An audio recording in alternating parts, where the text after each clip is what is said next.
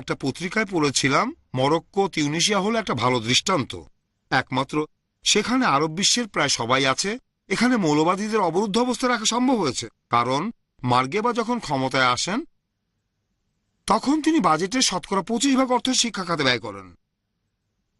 এটা একটা কারণ যে সেখানে মৌলবাদী দলগুলো ক্ষমতার জন্য সব সময় আন্দোলন করলেও গণতান্ত্রিক দলগুলো ক্ষমতায় থাকে।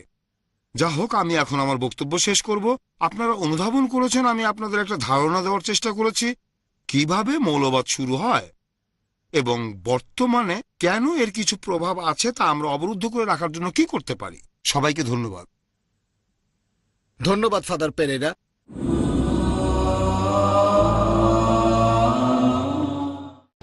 হে মুমিনগণ, আল্লাহকে ভয় করো। হালাল হারাম একমাত্র আল্লাহ পাক করতে পারে। তোমাদের জন্য মৃত জীবের মাংস ও সোয়ার অবৈধ করা হয়েছে। বিড়ি, তামাক, জর্দা, সিগারেট, গুড় এগুলো হারাম খাদ্য। হে ঈমানদারগণ, তোমরা হেদায়েতের পথে থাকলে কেউ পথভ্রষ্ট করতে পারবে না। জ্ঞানের মূল উৎস হচ্ছে আল্লাহর ওহী। তিনি পূর্ব পশ্চিমের মালিক, তিনি ছাড়া কোনো মাবুদ নেই। আল্লাহ যে আইন নাজিল করেছেন তার বিপরীতে কেউ যদি আইন প্রণয়ন করে তো তারা কাফের। হারাম মাল নিয়ে যদি কেউ হজ করে বা মসজিদ বানায় তা কি বৈধ হবে? জানতে হলে দেখুন ইসলামের শ্রেষ্ঠত্ব প্রতি শুক্রবার রাত 11:30টায় বা পুনঃ সম্প্রচার সকাল 10:30টায় বাংলাদেশে পিস টিভি বাংলায়। أفغير الله أبتغي حكما وهو الذي أنزل إليكم الكتاب مفصلا والذين آتيناهم الكتاب يعلمون أنه منزل من ربك بالحق فلا تكونن من الممترين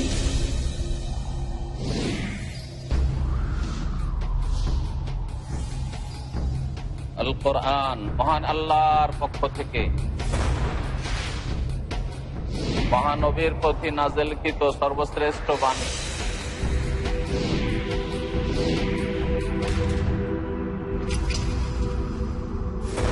শিরকের বিরুদ্ধে তাওহীদ প্রতিষ্ঠায়, মানবতার কল্যাণে।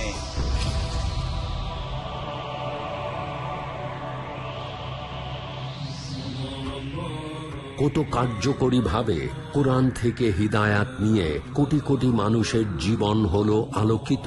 দেখুন আল কোরআনের আলো প্রতি শনিবার থেকে মঙ্গলবার সন্ধ্যা 6:30টায় বা পুনঃ সম্প্রচার দুপুর 12:30টায় বাংলাদেশে পিস টিভি বাংলায়।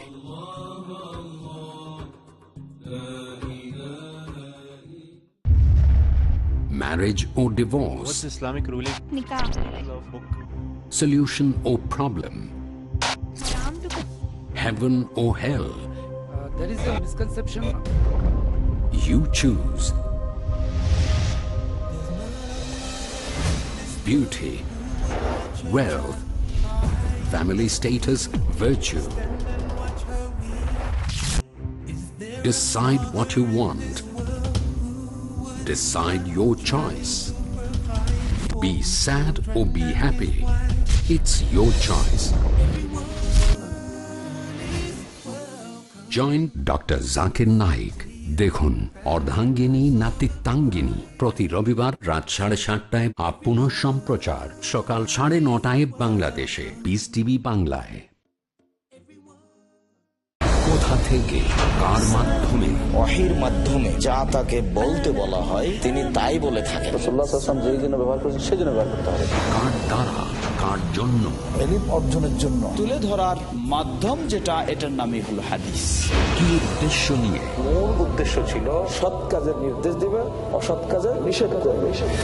মুজাফফর বিন মুহসিন, ডক্টর হাফেজ ABM হাসবুল্লাহ, আহমদুল্লাহ বিন মোহাম্মদ দিলাওয়ার হোসেন, শাহিদুল্লাহ খান মাদানী, আব্দুর রাজাক বিন ইউসুফ, ডক্টর আবু বকর মোহাম্মদ জাকারিয়া, জাহাঙ্গীর আলমের উপস্থাপনায় যেভাবেই হোক দায়িত্বটা স্বয়ং নবীজি দিয়েছেন। মূল নীতি হচ্ছে মাত্র দুটি: সর্বদাই হক পথে অটল থাকবে। এই সব কিছুর ভিতরে রয়েছে আমাদের জন্য পরীক্ষা। যারা অনুপস্থিত তাদের কাছে পৌঁছে দাও। কেমন ছিল রাসূলুল্লাহ সাল্লাল্লাহু আলাইহি ওয়াসাল্লামের কথা এবং কাজ, হাদিসের ইতিবৃত্তি ও বিশ্বময় তার ক্রমবিকাশ। প্রতি মঙ্গলবার ও শনিবার রাত 8টায় বা পুনঃ সম্প্রচার সকাল 6:30 বাংলাদেশে পিস টিভি বাংলায়। একটি পরিকল্পিত আলোচনা। জন্ম নিয়ন্ত্রণ চিন্তাধারা কতটা ইসলামের সাথে সংগতিশীল? মানবতার কল্যাণের জন্য তারা নিজ দেশে বলছে সন্তান বাড়াও, অপরদিকে মুসলিম দেশগুলিতে জনসংখ্যা কমানো যায় এর পুরস্কার ঘোষণা করছে। উন্নতি সাধনের জন্য কোরআন হাদিসের জ্ঞান মানুষের যখন থাকে না, তখনই মানুষ এই পদক্ষেপ নেয়। এটার অনেকগুলো দিক রয়েছে। ডক্টর আব্দুল্লাহ জাহাঙ্গীর, আব্দুর রাজ্জাক বিন ইউসুফ, শেখ শাহিদুল্লাহ খান মাদানী, মুফতি কাজী মোহাম্মদ ইব্রাহিম, জাহাঙ্গীর আলম। সর্বশেষ চূড়ান্ত ধর্ম ইসলাম। রিজিক দাতা মাতাও নন, পিতাও নন। মুসলমানের একটা আস্থা, বিশ্বাস গোটা বিশ্বের নীরব। আল্লাহ তাআলা মানব জাতিকে সৃষ্টি করেছেন, এর মূল ইউনিট হলো পরিবার। বোঝেন জীবনের বার্তা, জ্ঞানগর্ভ আলোচনার মঞ্চ। প্রতি রবিবার রাত 9:30 বা পুনঃ সম্প্রচার সকাল 8টায় বাংলাদেশে পিস টিভি বাংলায়।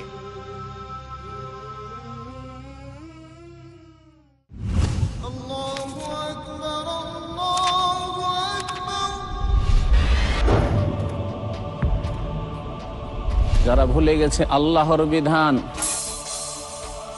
না পড়ে তুলে রেখে দিয়েছে আল কোরআন, কেমনে রক্ষা পাবে তাদের ঈমান? আমি মতিউর রহমান, শেখ মতিউর রহমান মদনী। ঈমানই পৌঁছাবে বান্দাকে আল্লাহর নিকটে। আসুন দেখুন ঈমানের মর্ম কথা। দেখুন ঈমানের খুঁটি সমূহ প্রতি বুধবার সন্ধ্যা 5টায় বা পুনঃ সম্প্রচার রাত 12টায় বাংলাদেশে পিস টিভি বাংলায়।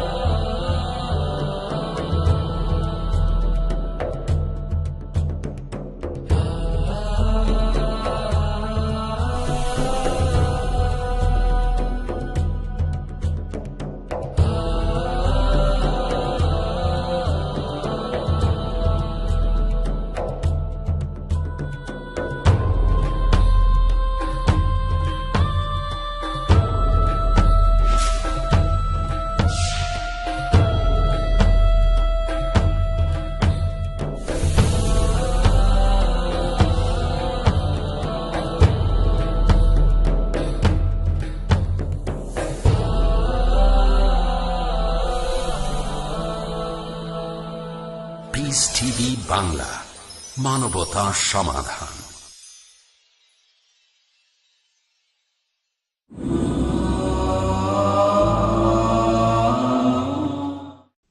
আমাদের পরবর্তী বক্তা হলেন ডক্টর বাসুদেব বিএস।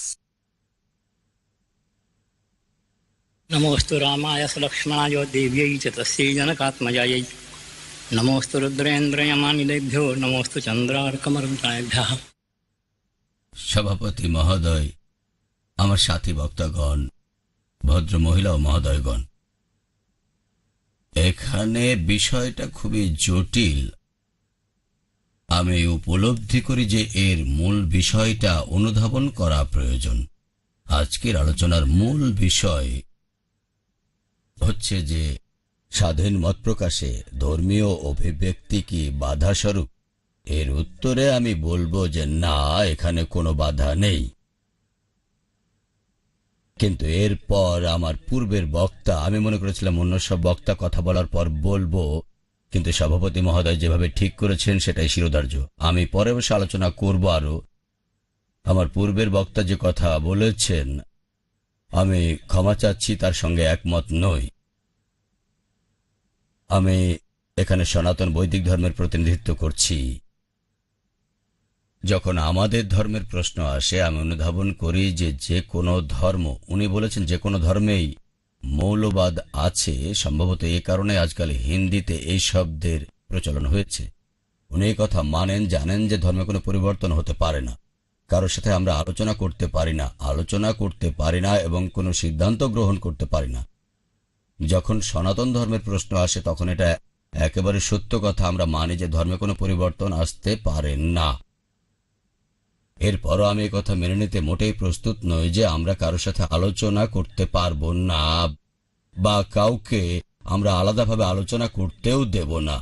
দুটো বিষয়ে আপনারা চিন্তা করুন। আমি যতদূর বুঝি সব সমস্যা তখন থেকে শুরু হয়েছে যখন কিছু আধুনিক ধর্মবাদী প্রাচীন ধর্মবাদীকে ধর্মান্তরিত করে পরিবর্তন করে নিজেদের সংখ্যা বাড়ানোর জন্য প্রয়াস শুরু করে। যতদিন এ ধরনের প্রয়াস ছিল না ততদিন এমন সমস্যা কখনো দেখা যায়নি। আপনারা দেখতে পাবেন যত প্রাচীন ধর্ম, বিশেষ করে সনাতন ধর্ম আছে, ওইসব ধর্মে অন্যকে কখনো নিজের ধর্মে আনার প্রয়াস নেওয়া হয় না। ধর্মান্তরের আমরা দু ধরনের বিরোধিতা করি। কোনো হিন্দুকে যদি মুসলমান বা খ্রিস্টান করা হয় তবুও আমাদের কষ্ট হয়, আবার কোনো মুসলমান বা খ্রিস্টানকে যদি কেউ হিন্দু করতে চায় তাও অন্যায় মনে করি। আমরা অন্যায় মনে করি, অর্থাৎ এটা আমাদের ব্যক্তিগত সিদ্ধান্ত নয়। আমি একটা কথা সুস্পষ্টভাবে বলতে চাই, আমাদের সিদ্ধান্ত এটাই যে আমাদের নিজস্ব কোনো সিদ্ধান্ত নেই। শাস্ত্রে যে সিদ্ধান্ত আছে সেটাই আমাদের সিদ্ধান্ত। শাস্ত্র অনুধাবনে আমাদের যদি কোনো ভুল হয় তাহলে তা সংশোধনের জন্য আমরা সবাই প্রস্তুত আছি। সত্য কথা এই যে আমাদের এখানে শাস্ত্রের ঐতিহ্য এমন যে বিরোধী পক্ষকে সবসময় আমরা আমন্ত্রণ করি, তার এবং তার আগে আমরা আলোচনা করেছি। আমাদের এখানে পূর্বপক্ষ ও পরবর্তী পক্ষের জন্য একই প্রক্রিয়া। আমি এখানে কথা বলার জন্য জেনে বুঝে হিন্দিকে বেছে নিয়েছি এই জন্য যে এমন কিছু শব্দ ও কিছু টেকনিক্যাল টার্মস আসবে যার ইংরেজি অনুবাদ করা একেবারেই সম্ভব নয়। অনেক বিদ্বান লোকেরা চেষ্টা করেছেন, কিন্তু সংস্কৃত শব্দের সঠিক অনুবাদে আমি মনে করি আজকের ভাষায় তা হতে পারে না। ওই শব্দের অর্থের কাছাকাছি আপনি যেতে পারেন, কিন্তু একদম সঠিক অনুবাদ হয় না, কারণ শব্দের অর্থ কেবল শব্দকোষে যা পাওয়া যায়। কোন ডিকশনারির অর্থে শব্দের অস্পষ্ট ইঙ্গিত থাকে, এর সাথে অনেক ব্যঞ্জনা থাকে যা শব্দের সাথে সংযুক্ত থাকে, এইসব মিলেই শব্দের অর্থ হয়। সত্য কথা বলতে কি, ধর্ম শব্দের সঠিক অর্থ রিলিজিয়ান শব্দে পাওয়া যায় না, অথচ আমরা বাধ্য হয়ে তা ব্যবহার করছি। যাই হোক, আমি এই কথা বলছিলাম যে সনাতন ধর্মে এমন ধারাবাহিকতা আছে। প্রথমে আমরা পূর্বপক্ষ এবং পরবর্তী পক্ষ গ্রহণ করি। শঙ্করাচার্য যখন নাস্তিকতাবাদ সমর্থন করতে শুরু করেন তখন এমন জোরালো সওয়াল করেন যে তারপর অনেক নাস্তিক আচার্য এটা স্বীকার করেন যে আমাদের নাস্তিক আচার্যরা আমাদের পক্ষে এতটা জোর সমর্থন করেননি যতটা শঙ্করাচার্য করেছিলেন। কারণ আমরা এটা মানি যে পূর্বপক্ষ যতটা শক্তিশালী আমাদের পরবর্তী পক্ষ ততটা শক্তিশালী হবে। যদি পূর্বপক্ষ দুর্বল হয়, কম শক্তিশালী হয়, পরবর্তী পক্ষও দুর্বল থাকবে। এই জন্য আমরা প্রার্থনা করি পূর্বপক্ষ যেন অনেক ভালো হয়। এরপর আমি এর উত্তর দিতে চাই। এই জন্য আমি আমার ধর্মের ভিতর বা ধর্মের বাইরে এমন কোনো আলোচনা করতে প্রস্তুত নই, কোনো প্রশ্নই ওঠে না। তৃতীয় কথা এই যে বাস্তবে যা হলো প্রথম কথা, কোনো ধর্মে কি পরিবর্তন করা যায়? আমার উত্তর এই যে ধর্মে কোনো পরিবর্তন করা যায় না। কারণ আমি যতদূর জানি তা হলো সবাই একথা মানে যে ধর্মের আচরণের ফল পরলোকে পাওয়া যায়। ইহলোকে আমরা যে সুখ দুঃখ পাই তা ইহলোকে সম্পাদিত কাজের ফল এমন নয়। অধিকাংশ ক্ষেত্রে যাকে প্রারব্ধ বলি, দৈব বলি, অদৃশ্য বলি, পূর্বজন্মের কর্মের ফল আমাদের এই জন্মে ভোগ করতে হয়। আবার এই জন্মে সম্পাদিত অধিকাংশ পাপ পুণ্যের ফল আমরা পরলোকে পাই। আমাদের যেসব ভাই পুনর্জন্মে বিশ্বাস করেন না তারা এটা তো মানেন যে মরণের পর সমাপ্তি হয়ে যায় না, মরণের পরেও আত্মা কোথাও কোথাও বিদ্যমান থাকে। আবার এমন একদিন আসবে যাকে প্রলয়ের দিন বা প্রলয়ের রাত বলতে পারেন বা বিচারের দিন বলতে পারেন। এমন একদিন আসবে যেদিন ঈশ্বর আকাশ থেকে অবতরণ করবেন এবং তিনি সব জীবকে পুনরায় জিজ্ঞেস করবেন তুমি কি কি কাজ করেছো আর তার জন্য এই ফল ভোগ করো। এটা অন্য কথা যে কেউ কেউ এমন মনে করেন যে আমরা শুধু এই জন্ম পেয়েছি, এখানে আমরা যেসব কাজ করছি তার ফল ভালো বা মন্দ আমরা এখানেই পেয়ে যাব, তিনি অনন্তকালের জন্য স্বর্গ বা নরকে পাঠিয়ে দেবেন।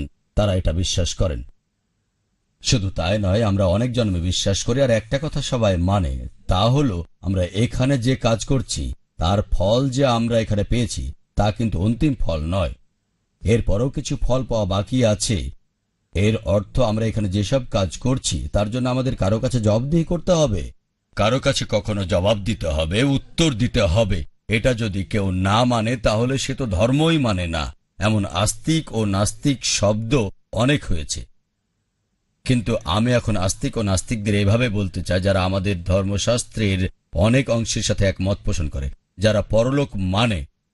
এখানে পরলোকের অর্থ পুনর্জন্ম ভাববেন না। আমি পরিষ্কার করে বলছি, মরণের পর কিছু একটা হয়, এটা যারা মানে। ঈশ্বরকে মানাও জরুরি নয়। আমাদের বৈদিক সম্প্রদায়ের মধ্যে অনেক দৃষ্টিভঙ্গি আছে যা ঈশ্বরকে অনেক উপেক্ষা দৃষ্টিতে দেখে, তবে তারাও কর্মফল মানে। আর মরণের এখানে সম্পাদিত কাজের জন্য আমাদের মরণের পর কোথাও উত্তর দিতে হবে। যারা এটা মানে, সে হিন্দু হোক বা মুসলমান বা খ্রিস্টান বা পার্সি বা ইহুদি যাই হোক না কেন, সে ধার্মিক, সে আস্তিক, এটা মানতে আমি প্রস্তুত।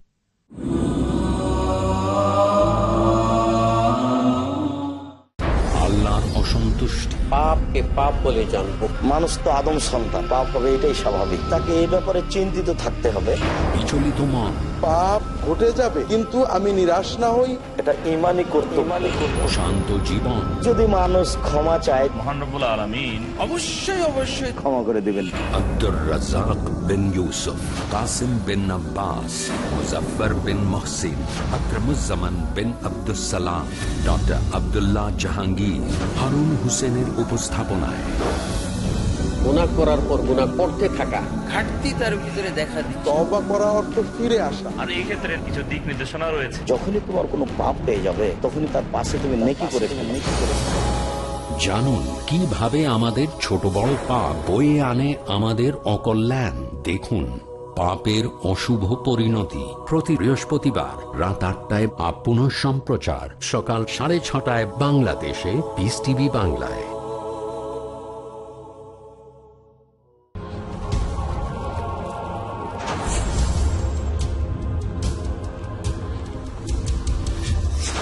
আকাশের রংধনু আমরা জীবনে বহুবার উপভোগ করেছি। লাল, নীল, সবুজ, আকাশী, বেগুনি, হলুদ।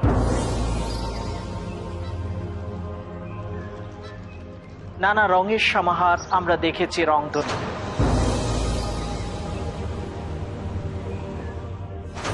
কিন্তু জীবনের রংধনুকে কখনো কি আমরা বিশ্লেষণ করে দেখেছি?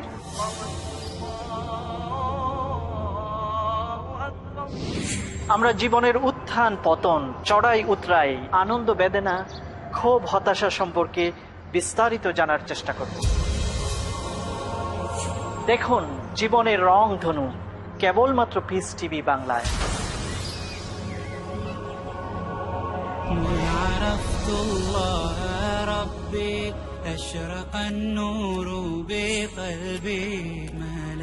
জানুন কত কার্যকরী ভাবে মুমিন বান্দা নিজের প্রতিটি কাজকে ইসলামী রঙে রঞ্জিত করে। জীবনের রংধনু প্রতি মঙ্গলবার রাত 10টায় আপ পুনঃ সম্প্রচার সকাল 8:30 বাংলাদেশে পিস টিভি বাংলায়। মানবতার জন্য করুণা স্বরূপ মহান চরিত্র দিয়ে ইন্নাকা লাআলা খুলুকিন আযীম। মুহাম্মদ সাল্লাল্লাহু আলাইহি ওয়াসাল্লাম তিনি হলেন সবচেয়ে মহৎ এবং মহান চরিত্রের অধিকারী। জান্নাত যাওয়ার রাস্তা দিয়ে তোরা সবাই মিলে ঈমান আনো আল্লাহর প্রতি, তার রাসূলের প্রতি।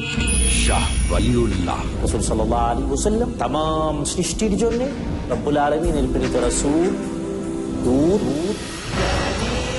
কেন মহান আল্লাহ মুহাম্মদ সাল্লাল্লাহু আলাইহি ওয়াসাল্লামকে সমস্ত বিশ্বের জন্য রহমত বানিয়ে পাঠালেন।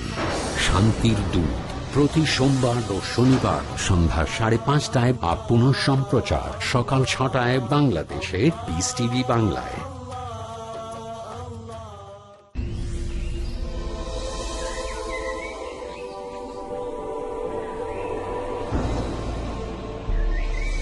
শিরক চারদিকে চলছে এক জোয়ার।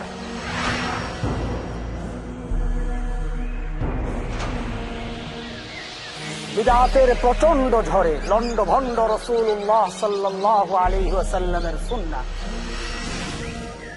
পিচ্ছিল সরু পথে জান্নাতি কাফেলা, জান্নাতের সরল পথে আসন গেড়েছে শয়তান। সে পথকে মসৃণ করতে দেখুন আমার প্রোগ্রাম কালিমার আবেদন, কেবলমাত্র পিস টিভি বাংলায়।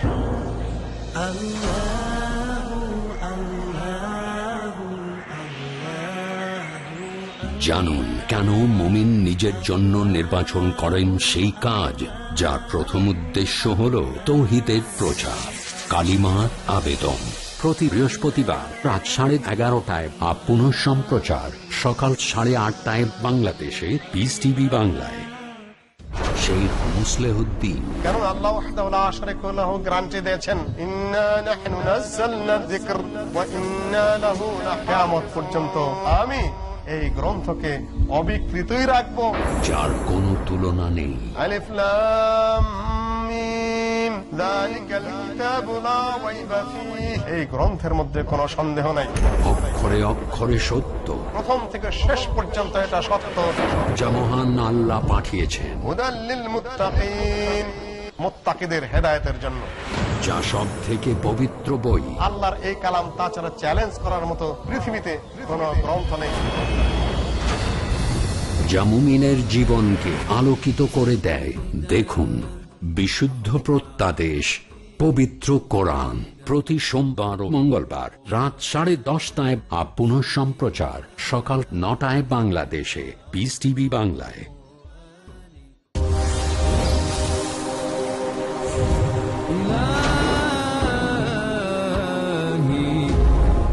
মানবতার পথ প্রদর্শক আল কোরআনুল কারীম কি ওসিয়ত করেছে মানব জাতির জন্য।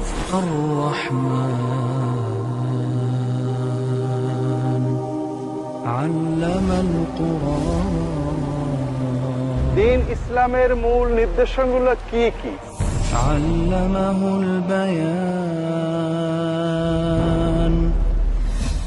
অনুষ্ঠান সর্বস্বতা থেকে বেরিয়ে জীবন ও মানবতামুখী হওয়ার জন্য কি নির্দেশনা দিয়েছে আল কোরআন কারীম।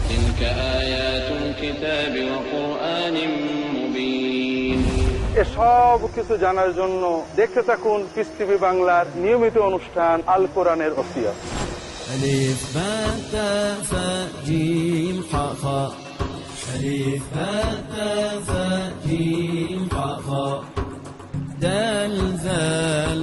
পবিত্র এবং বিশুদ্ধ জীবন যাপন করার জন্য কুরআন দিয়েছে কি কি নির্দেশনা জানতে হলে দেখুন কুরআনের ওসিয়ত, প্রতি বৃহস্পতিবার সন্ধ্যা 6:30টায় বা পুনঃ সম্প্রচার দুপুর 12:30টায় বাংলাদেশে পিস টিভি বাংলায়।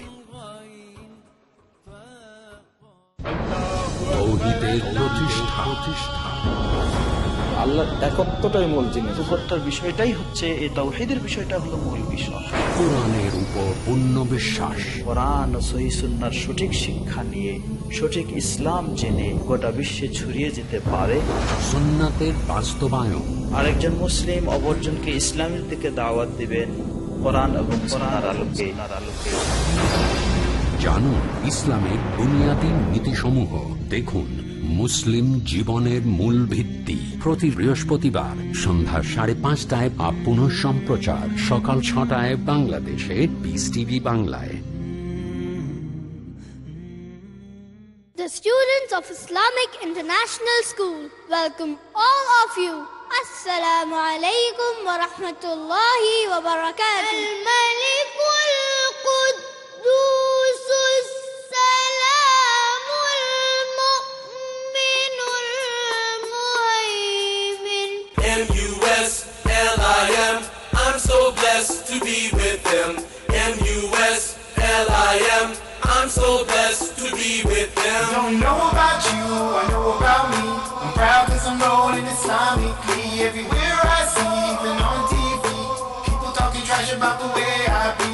But what they all hate is if we get great, cause we're the only ones with our heads on straight. Don't ever frown on your head looking down. If you read the Quran, you're the best in the town. M-U-S-L-I-M, I'm so blessed to be with them. M-U-S-L-I-M, I'm so blessed to be with them. Watch Little Wonders at their best. বিস্ময় শিশুরা প্রতি বুধবার সন্ধ্যা 7টায় বা পুনঃ সম্প্রচার সকাল 11টায় বাংলাদেশে piece TV বাংলায়।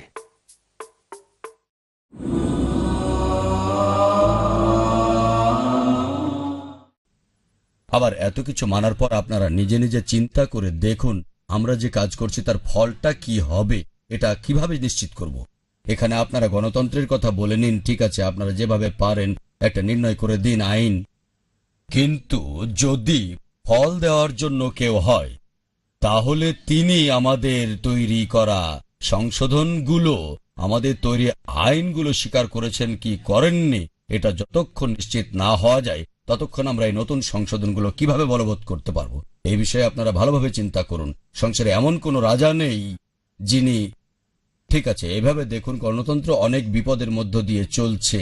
গণতন্ত্র এটা আজকের বিশ্বে অনেক ব্যাপক হয়ে গেছে, এটা অন্য কথা, কিন্তু এটা সম্পূর্ণ ত্রুটিহীন পদ্ধতি এটা বলা যায় না। ঠিক আছে, আজকাল বহু লোক এটা মনে করে যে সব পদ্ধতির মধ্যে অধিক ত্রুটিহীন পদ্ধতি এটা, এই কথা লোকে মনে করে। তবে এর মধ্যে সবচেয়ে বড় মৌলিক আক্ষেপ এটাই যে যাদের উপর শাসন করা হবে তাদের দ্বারা শাসিত হতে হবে, এটা অত্যন্ত ভুল কথা। পরিণাম এই হয় যে যাদের উপর শাসন করতে চান তাদের ইচ্ছার বিরুদ্ধে আপনি যেতে পারবেন না।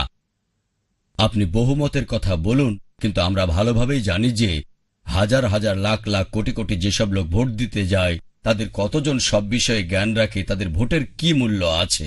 পাশ্চাত্যের এক বিদ্বান ব্যক্তি একবার বলেছিলেন যে একজন মেধাবী একজন বোকার সমান হলে আমি গণতন্ত্রকে সহ্য করতে পারি, কিন্তু এটা অসহনীয় হয়ে ওঠে যখন দুজন বোকা একজন মেধাসম্পন্ন ব্যক্তির সমান হয়। একজন মূর্খ ব্যক্তি ও একজন বুদ্ধিমান ব্যক্তির সমান গণতন্ত্রে এটা মেনে নেওয়া যায়, কিন্তু দুজন মূর্খ একজন বুদ্ধিমানকে তুলে ফেলে দিলে আমরা কি করব? বর্তমান পরিস্থিতি এমনই চলছে, লোকেরা এর ফল ভোগ করছে। হতে পারে আপনাদের মনে হয়েছে যে এর চেয়ে ভালো কোনো শাসন পদ্ধতি আর নেই, তাহলে তাই করুন। আমি শাসন পদ্ধতির জন্য গণতন্ত্র বদলাবার ওকালতি করতে এখানে দাঁড়াইনি, বরং ধর্মের ক্ষেত্রে আপনারা কিভাবে গণতন্ত্র আনতে পারেন। কোন রাজা এই কথা বলবেন যে অপরাধীকে জিজ্ঞেস করো তোমার কোন কাজ ভালো আর কোন কাজ খারাপ, তুমি যেটা বলবে তারই ফলই তোমাকে দেব? রাজা এই কাজ কিভাবে বলবেন? এজন্য প্রত্যেক রাজার একটা আইন থাকে এবং ওই আইন তিনি পালন করতে চান। ঈশ্বরের মধ্যে যদি কিছু সামর্থ্য থাকে, আর ঈশ্বর সবচেয়ে সামর্থ্যশালী, এটা সব ধর্মই মানে, তাহলে ঈশ্বর স্বীয় বিধানে নিজের দ্বারা সম্পাদন করা সংশোধনগুলো স্বীকার করেন কিনা এটা যতক্ষণ না জানা যায় ততক্ষণ পরিবর্তনগুলোকে আমরা স্বীকার করতে পারি না। তবে এর অর্থ মোটেই এই নয় যে আমরা অন্য সম্প্রদায়ের লোকদের, অন্য ধর্মের লোকদের নিজের ধর্মে, আমি প্রথমেই বলেছি যে যতদিন পর্যন্ত আপনারা নিজের ধর্ম পালন করতে থাকবেন ততদিন এই সমস্যা দেখা যাবে না। সনাতন বৈদিক ধর্ম, পার্সি ধর্ম, ইহুদি ধর্ম, যত প্রাচীন ধর্ম আছে তারা কখনো অন্যদেরকে নিজের ধর্মে নেয় না। এই জন্য এসব লোক যেখানে আছে সেখানে অত্যন্ত নিরাপদে আছে। কোনো পার্সি কোনো সমাজের জন্য আজ পর্যন্ত বিপজ্জনক হয়নি, সনাতনবাদীরাও কোনো সমাজের জন্য আজ পর্যন্ত ক্ষতিকর হয়নি। এখন পরিস্থিতি এমন যে যখন কাউকে নিজের ধর্মে আনার কথা হবে তখনই জোর জবরদস্তি হবে। আমার নিজের প্রশ্নে ফিরে আসছি, কারণ এখনো 3-4 মিনিট সময় আছে। আমি বলতে চাই যে আমাদের সনাতন বৈদিক ধর্মের ইতিহাস দেখেন, এর মধ্যে কখনো অন্য সম্প্রদায়ের লোকদের বা অন্য সম্প্রদায়ের ভিতরের লোকদের স্বাধীন আলোচনা, স্বাধীনতায় কখনোই বাধা দেওয়া হয়নি। এভাবে আমাদের ইতিহাসে দৈব ও স্ত্রী উভয় প্রকার সৃষ্টির বর্ণনা দেওয়া আছে। স্বয়ং গীতায় কথা বলা হয়েছে, অন্যত্রও আছে। যেখানে দৈব সৃষ্টির প্রশ্ন আছে সেখানে এই ধরনের বাধা কখনো না। রাম ও রাবণের সংগ্রাম, রামায়ণের উদাহরণ দেখে নিন আপনারা। ভগবান রামের সামনে কখনো এই প্রশ্ন এলে আপনি কি বলবেন? যদি ধর্মশাস্ত্রে এর উত্তর পাওয়া যায় তাহলে কারোর সাথে পরামর্শ করার কোনো প্রয়োজন নেই। ধর্মশাস্ত্রে যদি এর উত্তর না পাওয়া যায় এবং আলোচনা করতে হয়, অথবা ধর্মশাস্ত্রে কি উত্তর আছে তা আমাদের আলোচনা করতেই হবে, সেখানে ভগবান রামের মতভেদের বিষয় কখনো চেপে রাখা হয়নি। আমি এর দুটো দৃষ্টান্ত দিচ্ছি। প্রথম দৃষ্টান্ত হলো, যে সময় মহারাজ দশরথ ভগবান রামকে বনবাসের আদেশ দেন তখন লক্ষণজি এর চরম বিরুদ্ধে ছিলেন। তিনি ভগবান রামকে স্পষ্টভাবে সতর্ক করে বলেন, মহারাজ দশরথ এ সময় স্বীয় পত্নীর বশে রয়েছেন, চিন্তা ভাবনা করে তিনি সিদ্ধান্ত প্রদান করছেন না, এই সিদ্ধান্ত ধর্মসম্মত নয়, এজন্য আপনি এটা মেনে নেবেন না। ভগবান রাম বলেননি যে এ কথা বলার তুমি কে? রাজা বলেছেন আমি তা করছি, চুপ থাকো, এই কথা বলেননি। বাল্মীকি রামায়ণের বিভিন্ন অধ্যায় আছে, এখানে তিনি লক্ষণজিকে তর্কের মাধ্যমে যুক্তি দিয়ে এবং শাস্ত্রের প্রমাণ দিয়ে বুঝিয়েছেন কিনা যে মহারাজ দশরথ অবশ্যই পত্নীর প্রেমে বশ হয়ে এটা করেছেন। এটা অন্যায় নয়, অত্যাচার নয়, ধর্মের বিরোধ নয়, এজন্য তা পালন করা উচিত। যদি সেখানে এমন হতো যে তখন ব্যক্তির স্বাধীনতা চাপা দেয়া হতো তাহলে ভগবান রামের এতটা তর্ক করার কোনো প্রয়োজনই